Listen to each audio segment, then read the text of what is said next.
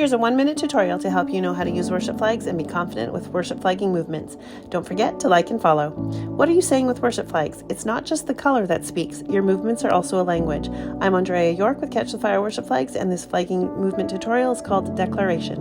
When you want to make an exclamation point in a movement, then this is the movement you need in your dance.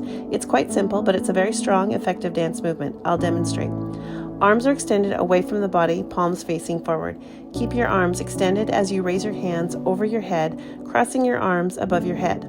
When you have crossed your arms as far as they can go, bring them back to the starting point. Don't forget to flip your wrist to create a figure 8 as shown in the previous 1-minute tutorial. This will help you avoid bunching up the fabric and getting tangled. Bring your hands to the starting position or continue to crisscross your hands over your head, alternating arms to the front and back position. Check out our other flagging movement tutorials for movements to help you elevate your praise to the next level.